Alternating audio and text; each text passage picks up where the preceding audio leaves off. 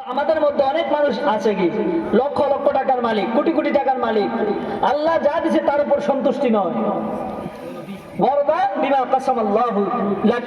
আল্লাহ পাক রব্বুল আলামিন তোমাকে যা কিছু দিয়েছে তার প্রতি তুমি সন্তুষ্ট থাকো। তাকুন আগনান নাস, মনে রেখো আল্লাহ যা দিয়েছেন তার প্রতি তুমি যদি সন্তুষ্ট থাকো, তাকুন আগনান নাস, মানুষের এমন একদিন হবে যে একদিন তুমি শুধু মানুষের মধ্যে সবচেয়ে বেশি ধনী হবেন। বলুন সুবহানাল্লাহ। কয়টি গেল? দুইটি। 3 নাম্বার, ওয়া আহসিন ইলা জারিকা তাকুন মুমিনা। প্রতিবেশীর হক আমরা বুঝি না, প্রতিবেশীর হক আমরা বুঝি না। ওয়া আহসিন ইলা জারি, তুমি তোমার প্রতিবেশীর উপর কি করো? ইহসান করো, রহম করো, দয়া করো।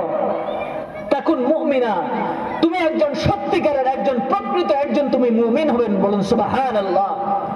সকলে প্রতিবেশীর প্রতি দয়া করবেন তো ইনশাআল্লাহ। কঠিন নাকি? এই জিনিসগুলো কঠিন নয়। প্রিয় নবী সাল্লাল্লাহু আলাইহি ওয়াসাল্লাম কত গুরুত্ব সহকারে হযরত আবু হুরায়রা রাদিয়াল্লাহু তাআলা আনহুকে শিক্ষা দিতেন। ওয়া আহসিন ইলা জারিক, তুমি তোমার প্রতিবেশীর উপর রহম করো, ইহসান করো, দয়া করো। তাকুন মুমিনা, তুমি একজন সত্যিকারের তুমি কি হয়ে যাবা? মুমিন হয়ে যাবা।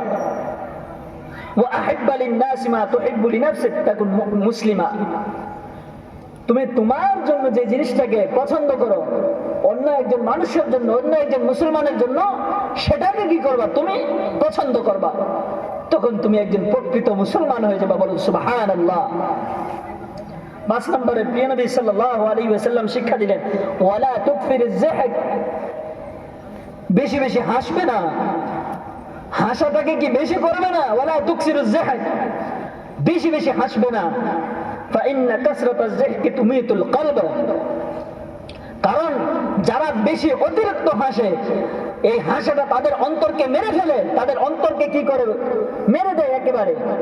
যার কারণে তার ভেতরে ঈমানের নূর থাকে না, আল্লাহর ভয় থাকে না, মুখ দিয়ে যা আসে সে তা বলতে থাকে। আল্লাহ পাক রব্বুল আলামিন আমাদেরকে বেশি বেশি হাসার থেকে কি হেফাজত করুন। বলুন আমিন।